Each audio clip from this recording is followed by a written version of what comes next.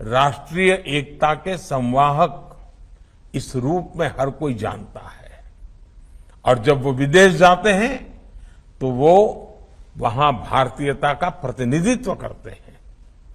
साथियों, रामकृष्ण मिशन की ये जागृत परंपरा रामकृष्ण परमहंस जैसी दैवीय विभूति की साधना से प्रकट हुई है।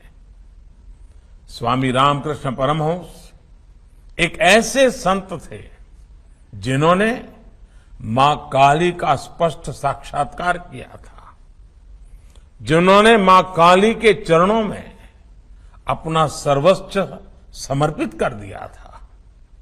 वो कहते थे, ये संपूर्ण जगत, ये चराचर सब कुछ मां की चेतना से व्याप्त है। यही चेतना बंगाल की काली पूजा में दिखती है। यही चेतना बंगाल और पूरे भारत की आस्था में दिखती है। इसी चेतना और शक्ति के एक पुंज को स्वामी विवेकानंद जैसे युग पुरुषों के रूप में स्वामी रामकृष्ण परमहंस ने प्रदीप्त किया था। स्वामी विवेकानंद को मां काली की जो अनुभूति हुई, उनके जो आध्यात्मिक दर्शन हुए, उसने उनके भीतर असाधारण ऊर्जा और सामर्थ्य का संचार किया था।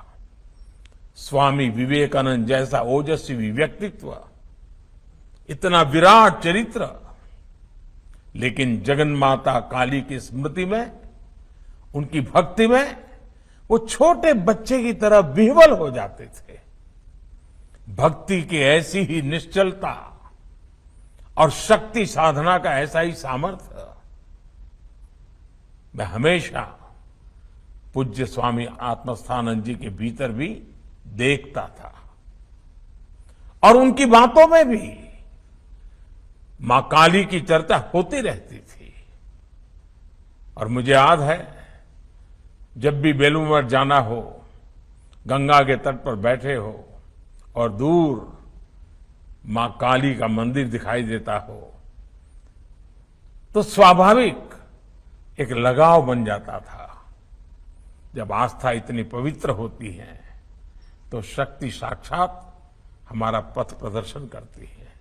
इसलिए मां काली का वो असीमित, असीम आशीर्वाद हमेशा भारत के साथ है।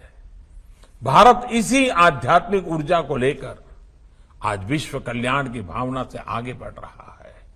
साथियों, हमारे संतों ने हमें दिखाया है कि जब हमारे विचारों में व्यापकता होती है तो अपने प्रयासों में हम कभी अकेले नहीं पड़ते। आप भारतवर्ष की धरती पर ऐसे कितने ही संतों की जीवन यात्रा अगर आप देखेंगे, जिन्होंने शून्य संसाधनों के साथ शिखर जैसे संकल्पों को पूरा किया। यही विश्वास, यही समर्पण मैंने पूज्य आत्मस्थानंद जी के जीवन में भी देखा था।